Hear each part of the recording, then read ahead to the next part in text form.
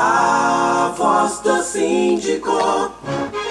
Tânia Queiroz, Raildo Queiroz, Doutor Paulo Monte.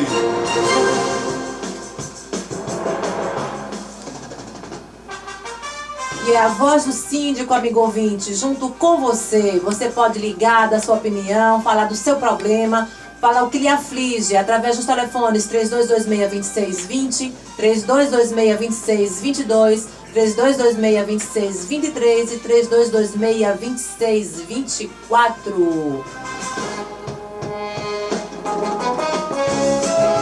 Paulo e Raildo, a gente acabou de observar que teve numa cobertura do posto de combustível lá em Itapuranga, ela desabou com a ventania dessa última madrugada. Itapuranga da Ajuda? Itapuranga da Ajuda, mais precisamente lá no povoado Aratincum. Graças a Deus só teve danos materiais, né?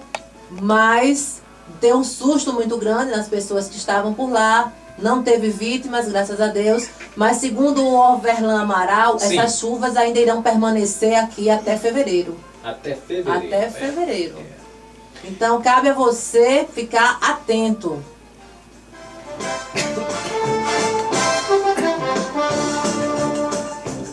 Interessante, né, Tânia Queiroz? Que a chuva veio e veio intensa. E lembro que há poucos meses as pessoas reclamavam da falta de água. Né? Isso, mas ela é necessária. É necessária. E a sociedade é tão desorganizada que essa chuva vai caindo, vem com essa força imensa e daqui a uns meses estaremos sem água novamente. Verdade. O pior da história, sabe o que é, Paulo? É que a gente vê isso, esse ciclo vicioso, né, de a gente não ter chuva, de a gente ter seca constante, mas ninguém nunca pensa em aproveitar essa água que cai nesse solo aí perdido, que vai para lugar algum. Perfeito. Por que não aproveitar essa água que cai? Exatamente, exatamente. E tanto de uma forma doméstica, não é, como de uma forma coletiva. Justamente. Né? Por exemplo, os próprios condomínios poderiam aproveitar esta água e distribuir entre por exemplo, o condomínio horizontal ou até mesmo vertical. Distribuir com as suas unidades. Mas você sabe que a legislação permite, a legislação não permite. Não permite. A legislação proíbe. Tem um decreto da DESO, que aliás tem coisas horrorosas nesse decreto, que foi assinado pelo ex-governador falecido, Marcelo Della, né? E o cidadão não pode, o síndico não pode fazer a distribuição dessa água. A DESO, então, né, garante através de medidas judiciais e o condomínio vai responder, né, ser processado, enfim. O que é um absurdo. Absurdo. Por quê? A água é um bem da população e esse monopólio chega a este ponto de que... Pois não, Raildo Queiroz?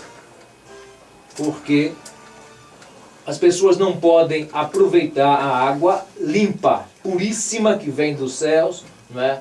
Uma água que não tem cloro, que é saudável e, entretanto, a população vê essa água toda sendo desperdiçada. Correr para os esgotos, né, e ser jogada. Ah, mas vai para o leito do rio, vai para o oceano. Né? E assim é um desperdício, infelizmente. Pois não, Tânia Queiroz? Paulo, nós temos uma pessoa na linha que é o Coronel Mendes. Então vamos receber o Coronel Mendes. Boa tarde, Coronel. Boa tarde a todos que nos ouvem aí na Rádio Atalaia AM. Estávamos aguardando a sua presença aqui conosco ansiosamente, Coronel. Pois é, nós tivemos aí um chamamento para uma atividade que a gente não pôde deixar de ir. Eu fiquei tentando avisar, mas acredito que por telefone conseguiremos passar uma mensagem muito importante aí para todos que nos ouvem. Claro, e as atividades, ou seja, principalmente na área que o senhor trabalha, é sempre muito importante. A população não pode deixar de ser atendida.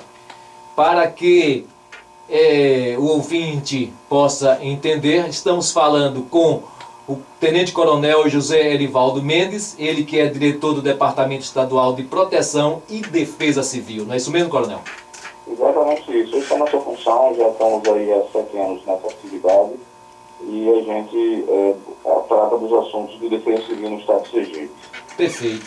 Como é, coronel, desenvolver uma atividade tão importante como essa para a população em geral? Como é o senhor desenvolver essa atividade que a sociedade tanto necessita desse trabalho? A gente, acima de tudo, é um desafio, mas um desafio gratificante, porque entendemos a importância de defesa civil para uma sociedade, para um país, para um Estado. A gente sabe que nós estamos sujeitos, ciclicamente, a fenômenos da natureza que podem trazer problemas de ordem de desastre para uma sociedade. E defesa civil trata justamente com a perspectiva de se preparar do ponto de vista de resposta a desastre, do ponto de vista de prevenção, do ponto de vista de preparação, resposta e reconstrução em cenário de desastre. Então é importante que a gente tenha um trabalho consolidado já esse tempo todo que nós estamos trabalhando com o tema. É importante dizer que defesa civil no Brasil é um tema que está sendo trabalhado mais fortemente há muito pouco tempo. Nós éramos carentes de legislação, que já foi feita uma legislação nova para poder dar o suporte necessário às ações de defesa civil em âmbito do Brasil, e nós entendemos que Sergipe não deixa a desejar para nenhum estado do Brasil dentro dessa nova conjectura, desse novo momento de defesa civil no país. Então temos aí um sistema estadual de proteção e defesa civil compostos pelos municípios e pelo Estado. Importante dizer que defesa civil tem nos 3 esferas de governo, municipal, estadual e federal, aonde esse sistema, cada um tem suas competências e atribuições, e quando acontece determinadas situações, cada um tem uma parcela de responsabilidade para que a gente consiga atender e responder à altura em detrimento de um fato causado pelo fenômeno da natureza. Então, por exemplo, em Sergipe nós temos 2 momentos que são bem distintos e que nos traz preocupação. É o período de chuvas, ele acontece do mês de abril ao mês de agosto, e temos também o período de poucas chuvas, é o nosso verão, causando aí o inverso, que seria a questão da estiagem seca no sertão do estado. Então, essas 2 características climáticas do nosso estado são as que trazem preocupação para as questões de defesa civil. Existem alguns outros desastres que também acontecem, por exemplo, a erosão marinha, que em alguns lugares do nosso estado já tivemos aí bastante problemas. Eu cito aqui, por exemplo, a Praia do Saco, onde o regime de maré associado à questão do rio que desagua ali no oceano destruiu uma área toda, destruindo casas. Tivemos recentemente também em Pirambu um fenômeno parecido. Nós temos também os desastres causados pelo homem. Esses desastres, por exemplo, um risco aqui iminente de um desastre com relação a isso que pode ocorrer, chamado desastre tecnológico, é a questão das indústrias. A Petrobras, por exemplo, por Atalaia, tem um contexto de risco ali envolvido. Então, existem todas essas características de que podem causar desastre. Nós entendemos perfeitamente, coronel. Inclusive, o trabalho da Defesa Civil é um trabalho que goza de uma confiança da população bem similar aos bombeiros. Ou seja, quando fala-se em defesa civil, o povo vê com simpatia, com muita simpatia. Entretanto, nós gostaríamos de saber se o Estado os enxerga também com a mesma simpatia, ou seja, se o Estado oferece, qual é a estrutura que o Estado oferece para que a Defesa Civil desenvolva os seus trabalhos. Nós temos, falando da semelhança com o Corpo de Bombeiro, diga-se de passagem, eu sou bombeiro de formação, de profissão. Estou exercendo uma atividade de defesa civil. Muito bem. E o Corpo de Bombeiros tem uma atividade que está diretamente relacionada à defesa civil, que é a resposta a desastre. A resposta a desastre é quando ele acontece e precisa daquele atendimento emergencial no momento, logo após o momento que acontece o desastre. Por exemplo, quando há fortes chuvas que tem pessoas ilhadas, por exemplo, árvores que caem na rua que pode prender pessoas em veículos, em casas. Então o bombeiro tem uma função extremamente importante pela sua própria característica, pela sua própria finalidade, que é atuar nas respostas a desastres, assim como também o SAMU do atendimento hospitalar. E defesa civil ele tem um conceito mais amplo, não é? Sim. E nós entendemos que o Estado tem dado muitas condições para a Defesa Civil trabalhar, ou seja, a gente tem tido o entendimento necessário, porque, diga-se de passagem, Defesa Civil eu não tenho que ter em minhas mãos ser executor de todas as atividades de Defesa Civil, não. Eu tenho a função de coordenar as ações de Defesa Civil. A execução dessas ações, Sim. muitas delas compete a órgãos que possuem características e finalidades próprias. Por exemplo, Perfeito. quando a gente tem uma chuva muito forte, como aconteceu há 15 dias atrás no sertão, que destrói rodovias, destrói pontes, Sim. então nós fazemos a avaliação do problema, Sim. priorizamos as ações que devem ser desencadeadas com relação à recuperação da malha viária e tem um órgão no Estado que trabalha com a execução dessas tarefas, que é o DR. Então o DR hoje está já trabalhando na perspectiva de recuperar a rodovia conhecida como Rota do Sertão em virtude do que a chuva destruiu. Então temos órgãos e instituições dentro do Estado Sim. que têm características relevantes em resposta a desastres. Então, Sim. necessariamente, a Defesa Civil não tem que ter todo um aparato, não tem que ter máquina, não tem que ter essa Sim. estrutura de fazer rodovias ou consertar rodovias. Já temos um órgão no Estado que faz isso. Perfeitamente. Então, é importante entender como funciona a Defesa Civil, porque eu vou acionar, e isso, eu acho que a importância para a Defesa Civil é isso. Sim. O governador, ele é muito claro, e já deixou claro para todo o secretariado de órgãos, que em ações, que em momentos emergenciais, toda a estrutura do Estado deve atender os chamados e as orientações da Defesa Civil do Estado, porque é quem trabalha com essa coordenação de emergência. Então nós usamos a estrutura que o Estado já possui, precisar de salvamento, resgate e tudo mais, eu vou deliberar para o Corpo de Bombeiros, que já tem todo um serviço, todo um treinamento, toda uma preparação para essa finalidade. Se eu precisar de hospitais, reforço de equipes hospitalares, eu vou discutir isso, vou pedir isso, delegar isso para a Secretaria de Estado da Saúde através dos seus mecanismos. Então é dessa forma que trabalha a Defesa Civil. Perfeito. Nós avaliamos, nós identificamos as prioridades, acompanhamos e coordenamos as execuções por esses órgãos que são órgãos que fazem parte da administração estadual.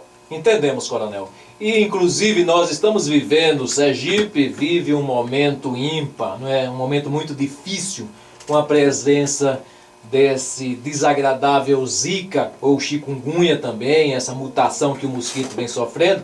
E a Defesa Civil, com essa amplitude de trabalho, tem aí a função também de coordenar, não é, o combate a esse terrível mosquito. Nós temos um público de condomínios enorme.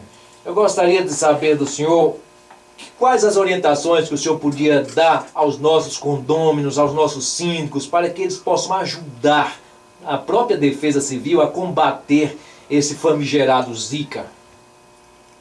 Ok, sua pergunta é muito importante. A gente realmente, o objetivo maior dessa nossa conversa, é claro que é conversar sobre tudo que nós fazemos, mas temos um foco. O foco é justamente tratar sobre essa questão do combate ao mosquito Aedes, que é o transmissor, não só mais da dengue, mas também agora da chikungunya e do Zika vírus. O Zika vírus que está associado à causa de microcefalia. Para ter uma ideia, nós já temos no estado do Sergipe 172 casos de microcefalia. Somos o terceiro do país em números de microcefalia. Então isso é muito grave. A cada semana, praticamente 10 casos são registrados de microcefalia no estado. E tudo isso é ocasionado, causado pelo mosquito Aedes, que transmite esses vírus que causam todas essas doenças. Então, como realmente esse programa ele tem como objetivo e o público a questão dos condomínios, condôminos e síndicos que fazem a gestão aí desses diversos condomínios em nossa cidade, nós entendemos como fundamental a importância. É importante dizer que o poder público está atuando na intensificação das visitas domiciliares, no trabalho que compete ao Estado fazer, ao poder público fazer. Isso em âmbito municipal, em âmbito estadual e em âmbito federal. Tudo que pode ser feito está sendo feito, intensificado, mobilizado, de forma que a gente entende que tudo que o Estado pode fazer, está fazendo e é necessário fazer, porque não estamos vivendo mais um problema como nós vivíamos, que era só a dengue e que todo mundo, de certa forma, já estava acostumado a conviver com isso. Exato. Nós temos hoje um cenário muito diferente e muito mais grave. Então, é importante que as pessoas hajam o envolvimento de todo o segmento da sociedade, inclusive aí a questão dos síndicos, dos condomínios, das pessoas que moram em condomínios, para poder ter a sensibilidade, ter a compreensão que todos nós precisamos fazer a nossa parte. Nós precisamos fazer com que esse mosquito não nasça, porque essas doenças que a gente falou, não existe remédio, não existe vacina. Sim. A única forma de se trabalhar e fazer com que isso diminua ou pare de acontecer é a prevenção. E a prevenção só é feita impedindo que o mosquito venha a nascer.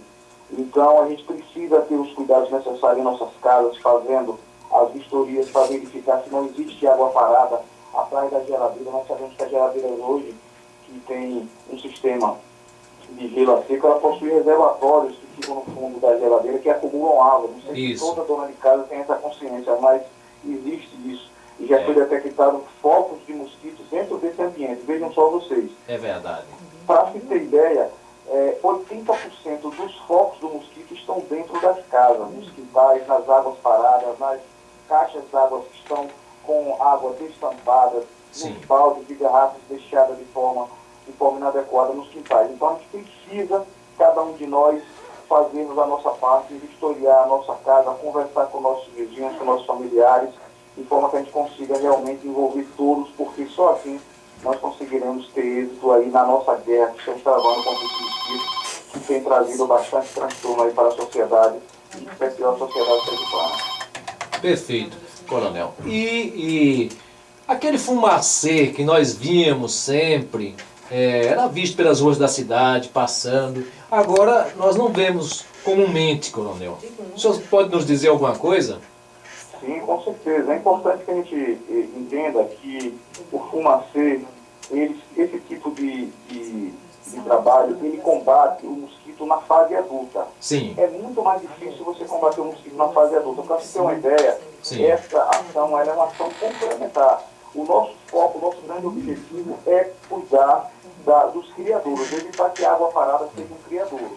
Obviamente que essa ação complementar do fumacê é importante, mas ela só tem a eficácia de 1%. Entendi. E muitas das vezes ela causa a sensação de segurança nas pessoas, fazendo com que ela se descuide depois do que deve fazer, que é evitar os criadouros. Então a gente precisa ter bastante cuidado com isso. Coronel. Dizendo que não é importante o carro fumacê, é importante, mas ele não deve ser entendido como a solução do problema. Perfeito. Ele é uma solução complementar às ações. A ação principal, que é o combate aos criadouros, ou seja, onde existe água parada. Nossa preocupação é essa. Coronel, o fumacê, pois não. Nós temos um ouvinte aqui que deseja fazer uma pergunta ao senhor. Nós estamos com o síndico do condomínio Bougainville, lá do Santa Lúcia, o senhor Saulo. Boa tarde, senhor Saulo. Boa tarde. Era para informar acerca do terreno que tem aqui no fundo do condomínio, que os proprietários abandonaram por completo o terreno e os órgãos públicos competentes também. Qual o endereço desse terreno? É aqui no Santa Lúcia, no fundo do condomínio Bougainville, Rua Antônio José dos Santos, número 3. Rua? E assim, Rua Antônio José dos Santos, número 3. Ele fica pelos fundos do condomínio, uma ruazinha, tem um acesso lateral, e nessa rua onde estão fazendo descarte, entulho de construção, lixo, e eu estou extremamente preocupado aqui com a saúde dos condôminos com relação a isso. Além da poeira que essa estrada de terra leva aos apartamentos. E o pessoal não Ok, o coronel vai lhe responder, nós estamos em cima da hora de tempo, viu?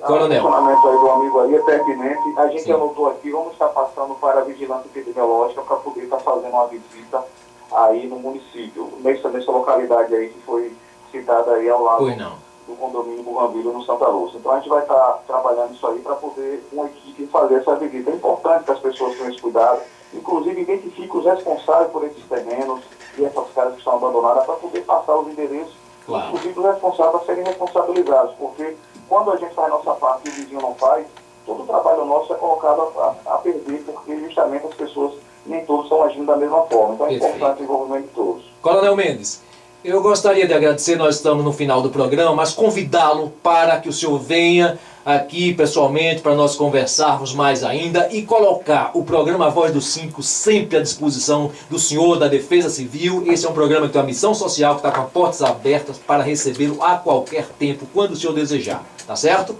Ok, nós agradecemos a oportunidade de estar falando nesse programa e falando de um assunto tão relevante e coloco à disposição. Pode entrar em contato e dizer o dia que você quer que a gente vai estar presente. Peço desculpa por hoje não está presente aí, mas a gente vai estar aí num outro momento trazendo mais informações sobre esse assunto, que eu acho que é de extrema importância e nós não podemos brincar com algo tão sério que pode justamente impactar aí na vida de milhões de brasileiros. Obrigado, Coronel Mendes. Grande abraço. Grande abraço. E assim, Tânia Queiroz, 17 horas e 53 minutos, encerramos o programa Voz do Síndico, deixando um grande abraço a você, ouvinte, abraço a Carlinhos, agradecendo a sua audiência. Um grande abraço, na próxima segunda-feira estaremos aqui. ZYJ 922, 770.